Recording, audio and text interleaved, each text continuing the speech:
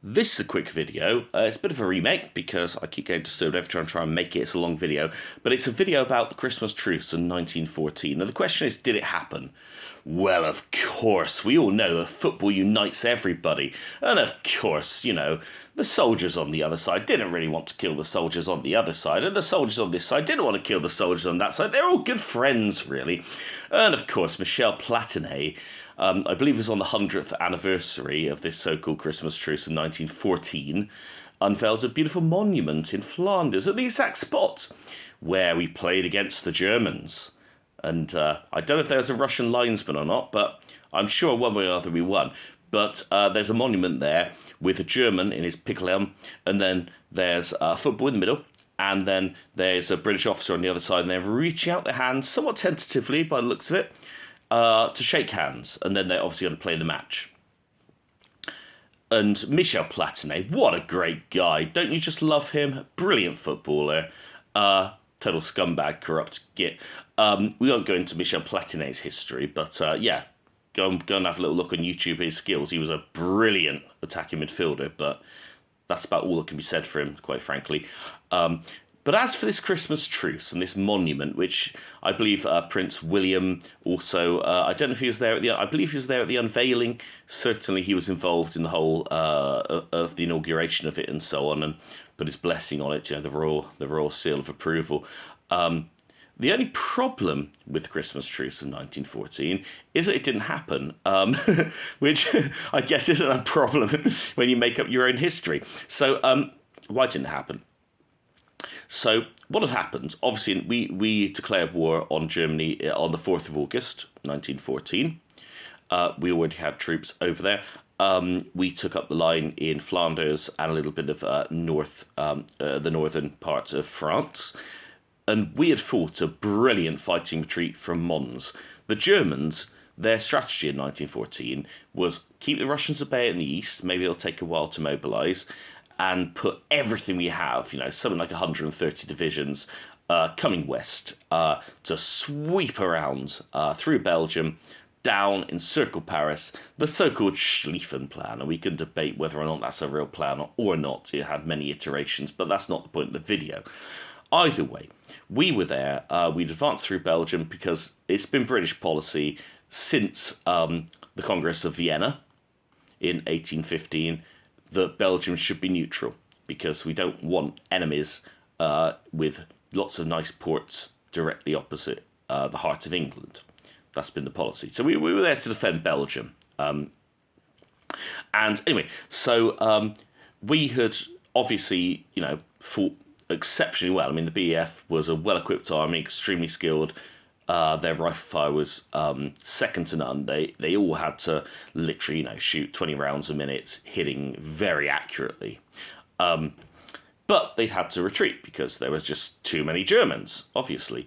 And Smith Dorrien fought a wonderful fighting retreat, for which Sir John French castigated him in his memoirs and actually tried to court-martial him.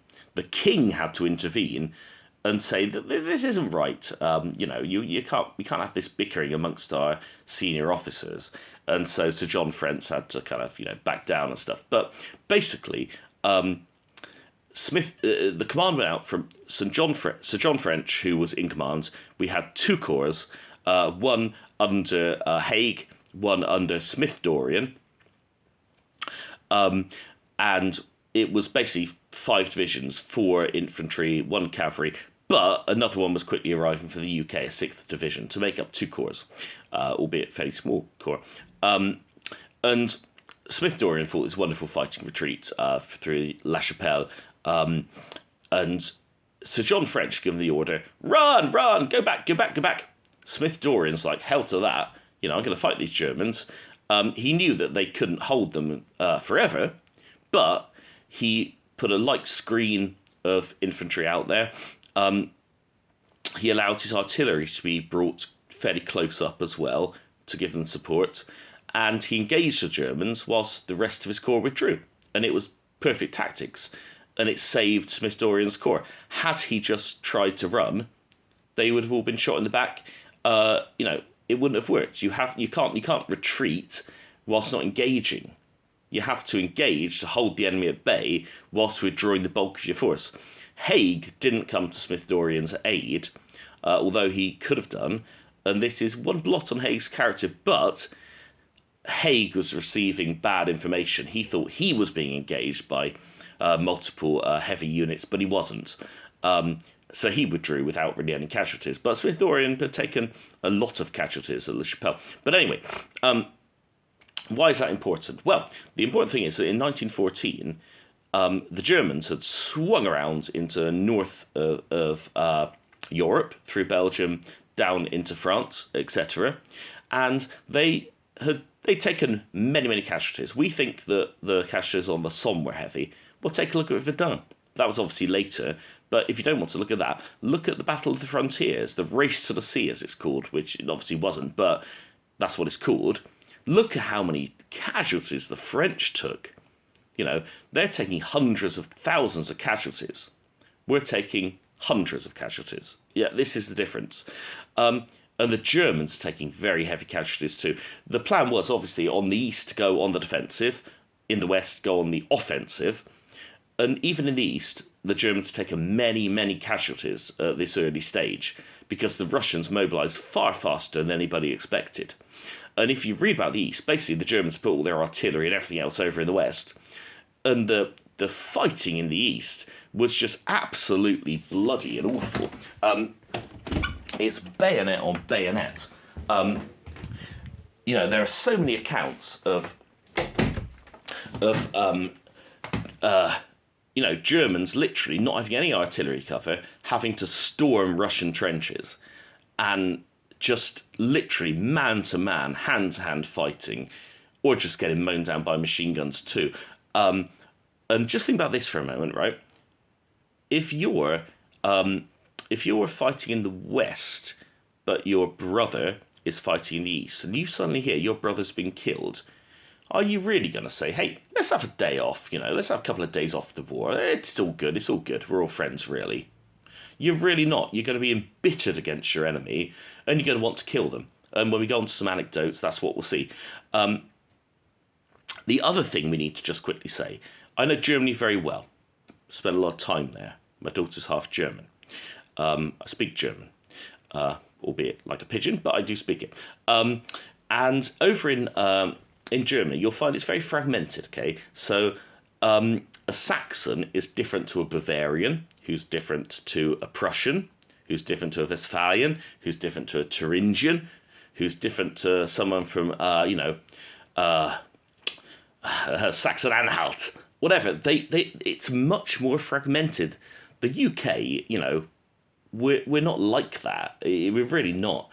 In Germany, it's very different. I mean, some of my in-laws, I mean, the racism against, I don't know if racism is the right word, but the bitterness they felt against different other in-laws because, you know, one of them was Slasian. She absolutely hated the other grandma that was East Prussian.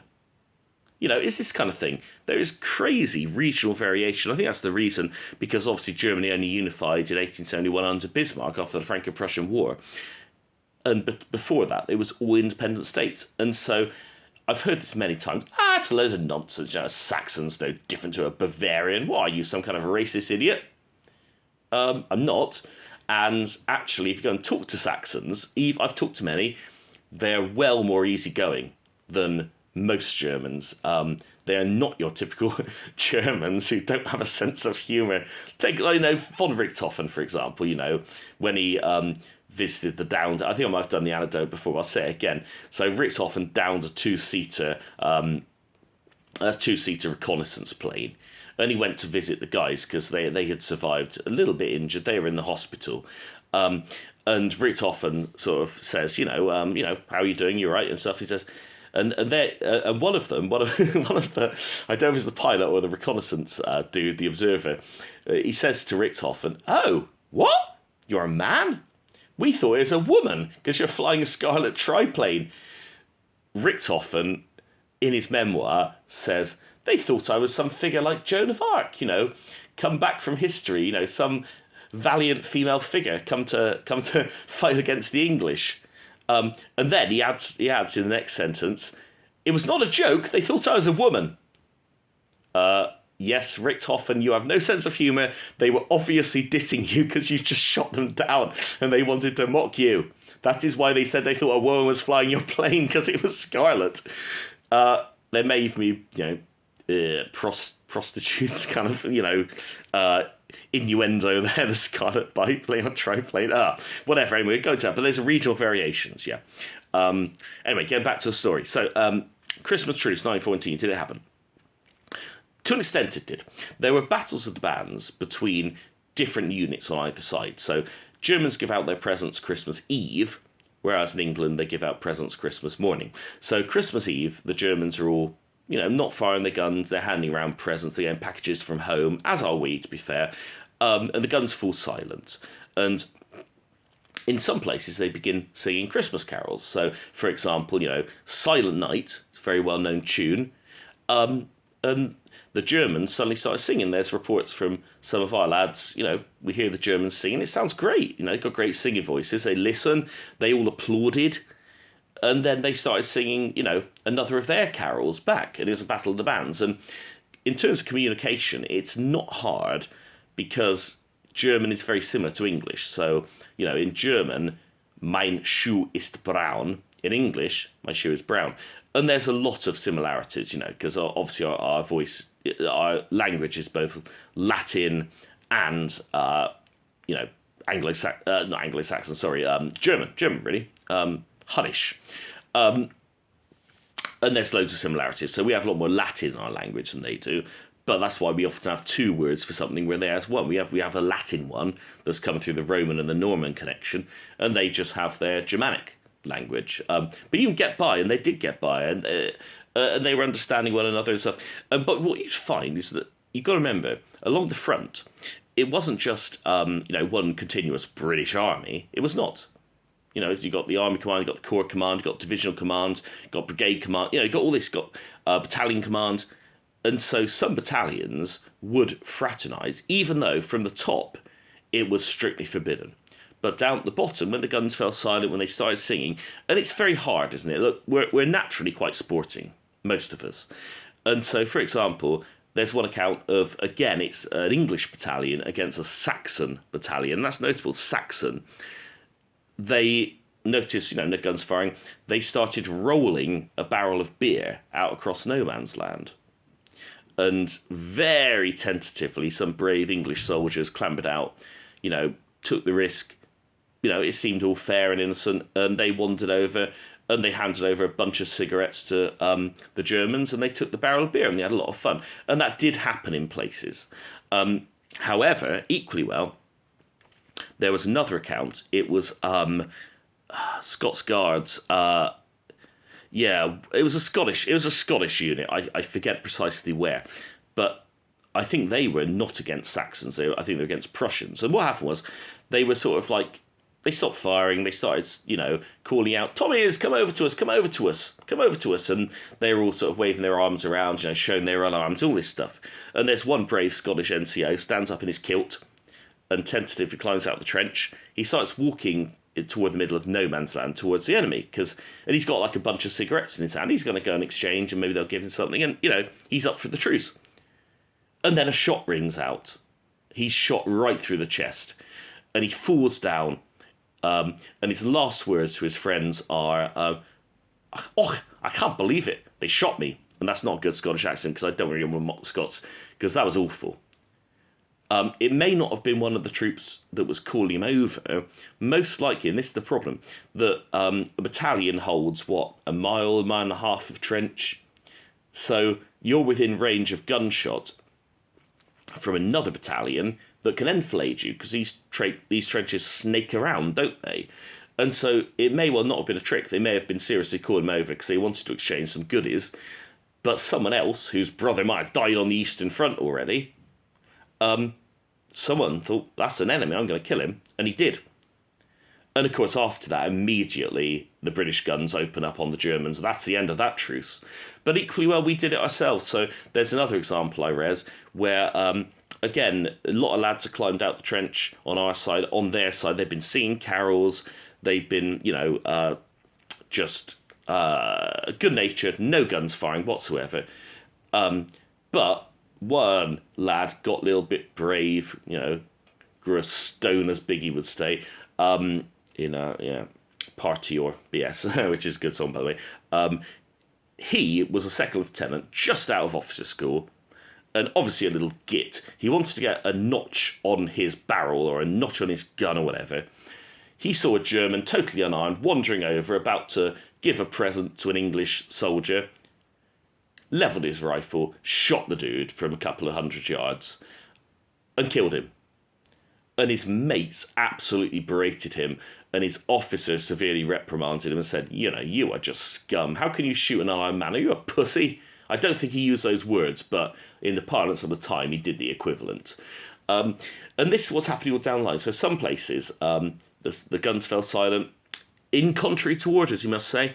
The official orders were, not to do this, but they would fraternise, they would get together. Interestingly, they, in terms of playing football, let's get to the chase, right? I've got to end this video. So, did they actually play a football match? Was there a real football match in Flanders between England and Germany? Did we win? Was there a controversial, Russian linesman where the ball went halfway over the line or didn't, struck by Jeff Hurst? All of that stuff is absolutely rose. There is not one credible, verifiable account of that happening. There's one that was written much later after the war, a memoir, and it was a German claiming, oh yes, I played football against the Scottish, we had a great time, and we were all laughing when their kilts blew up and we saw, what's underneath. It, to me, wasn't credible. The reason being, firstly, no man's land is already pockmarked, full of shells, full of barbed wire, full of all sorts of other crap, and you can't play football there. Secondly, we didn't have any footballs.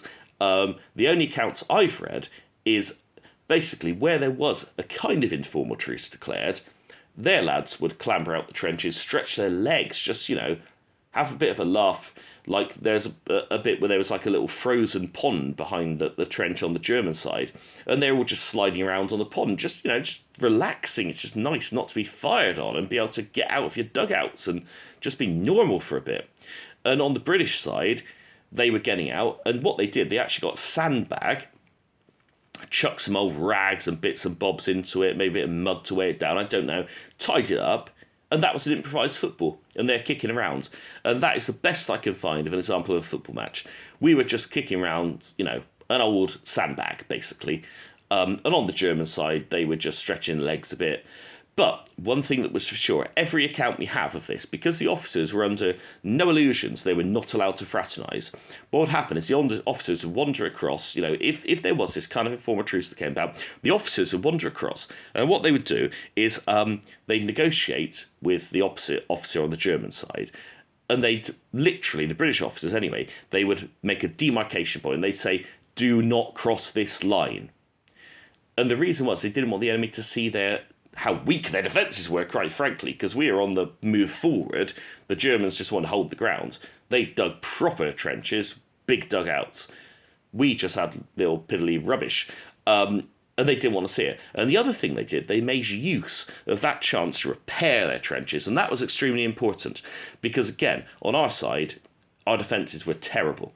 And so whenever we hear accounts of these truces, the officers condoned it because in the British military, if you're an officer, you must take the initiative.